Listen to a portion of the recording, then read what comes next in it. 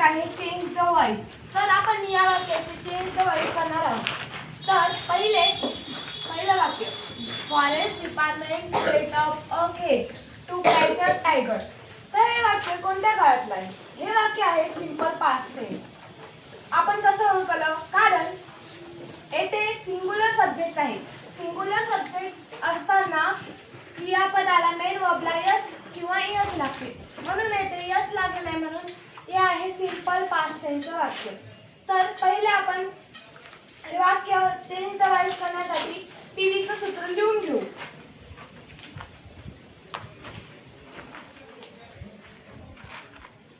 Object plus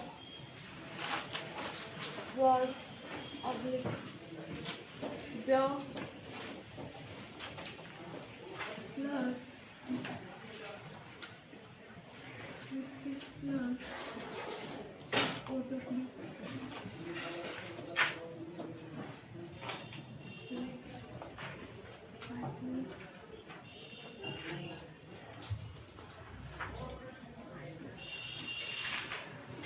तर आपण हे वाक्य याच्यामध्ये रूपांतर करणार आहोत.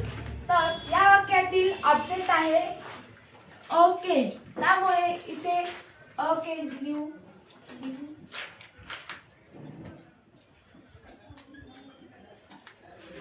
पुन्हा येथे वॉज येईल, कारण इथे सिंग्युलर सब्जेक्ट आहे. पुन्हा विथ थ्री, या वाक्यामध्ये क्रियापद सेटअप आहे, त्यामुळे इथे सेटअप लिहू. आणि या सेटचा तिन्ही फॉर्म सेट सेट सेट आहे. सेट सेट सेट आहे, त्यामुळे इथे सेट लिहू. सेटअप.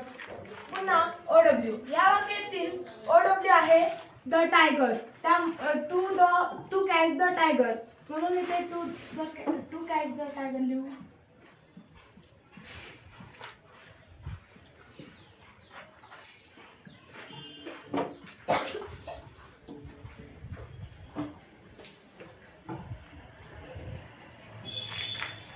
बाय,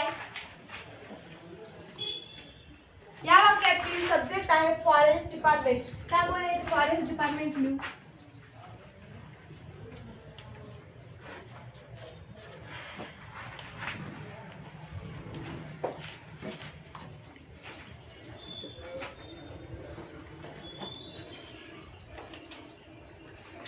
या प्रकारे आपण हे वाक्य चेंज द व्हॉइस केला आहे.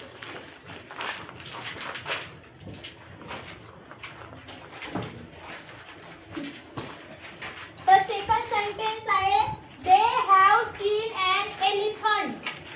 तर हे कोणत्या टेन्सचं वाक्य आहे? तर हे प्रेझेंट परफेक्ट टेन्सचं वाक्य आहे.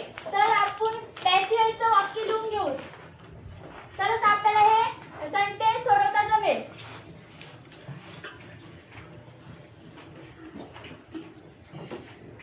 दे सब्जेक्ट आहे, have helping verb, seen main verb आणि ॲन एलिफंट ऑब्जेक्ट आहे. मग पॅसिव्हचं सूत्र आहे object plus have oblique has plus been with three OW by plus S किंवा SC. तर आपले हे सूत्र आहे, तर आपल्याला या सूत्राप्रमाणे हे सेंटेन्स सोडवायचं आहे. सुरुवातीला ऑब्जेक्ट आहे, म्हणून या सेंटेन्स मध्ये ऑब्जेक्ट कोणता आहे? An elephant.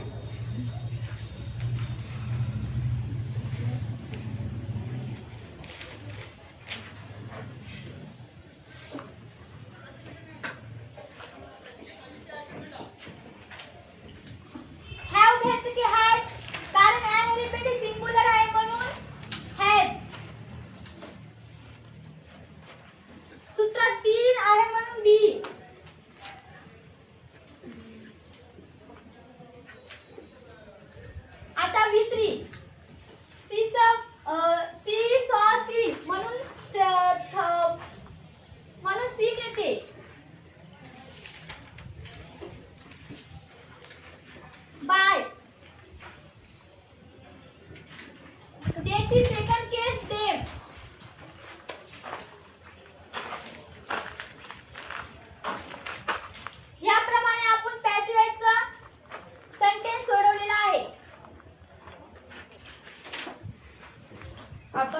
वाक्य चेंज द व्हॉइस करणार आहोत या वाक्याचं.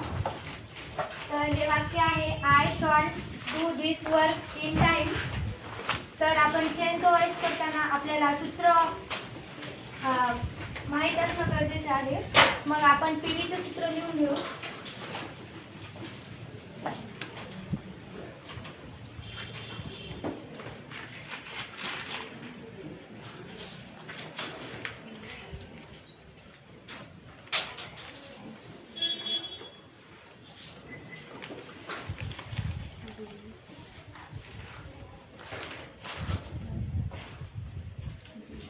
दूर दूरली जरा.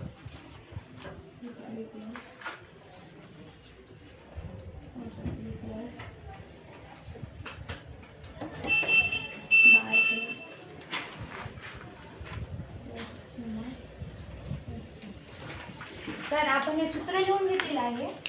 तर या सूत्रानुसार हे वाक्य आपल्याला चेंज व्हॉइस करायचं आहे या वाक्याचं. तर या वाक्यामधलं ऑब्जेक्ट आहे दिस वर्क. मग हे ऑब्जेक्ट तिथं घेऊया आपण. Sorry subject. हे सब्जेक्ट आहे दिस वर्क या वाक्यामधलं.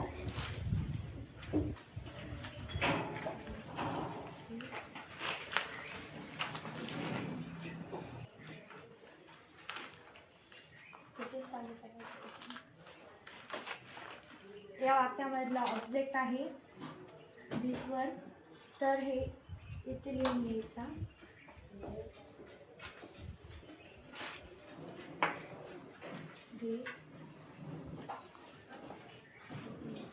दिस वर्क.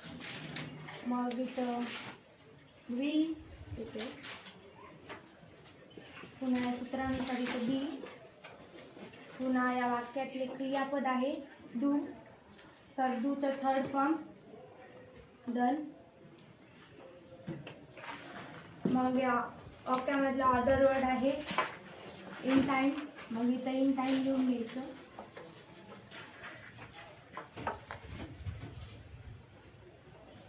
हे इन टाइम झालं. पुन्हा या वाक्यानुसार इथं बाय घ्यायचं. आणि हे आईचे सेकंड केस इकडं मी. हे वाक्य आपण सोडवलेलं आहे पॅसेजमध्ये.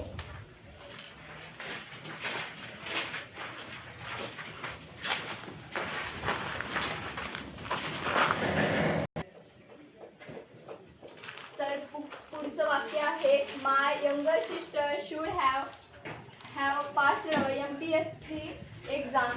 तर आपण हे याचं पॅसेज करणार आहोत. तर त्यासाठी आपल्याला पॅसेजचं सूत्र माहीत असणे आवश्यक आहे. त्यामुळे आपण हे लिहून घेऊया. ओ प्लस मॉडेलवर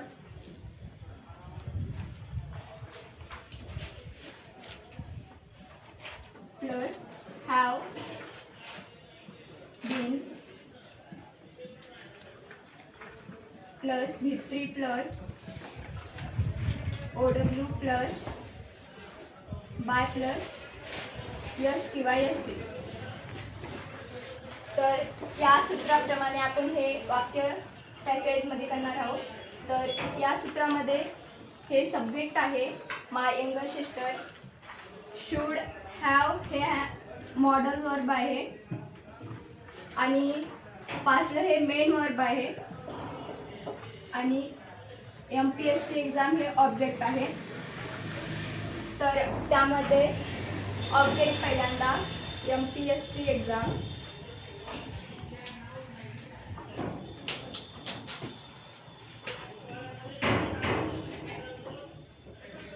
त्यानंतर मॉडेलवर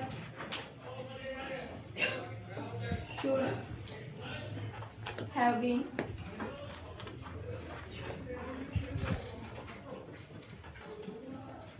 त्यानंतर V3 वरचं V3 इथं आहे आधीच पास्ड. त्यानंतर अदर वर्ड याच्यात नाही म्हणून त्यानंतर बाय. आणि सब्जेक्ट काय आहे माय यंगर सिस्टर.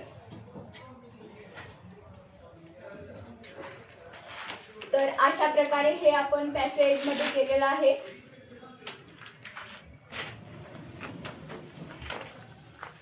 हे आपल्या समोर वाक्य आहे चेंज द व्हॉइस. याचा आपल्याला पॅसिव्ह व्हॉइस करायचा आहे.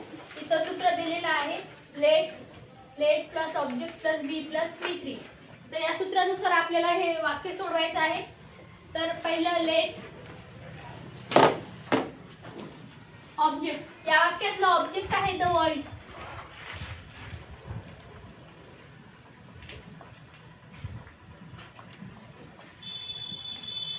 त्यानंतर बी, इथं वर्ब आहे चेंज आणि V3 असल्यामुळं चेंज.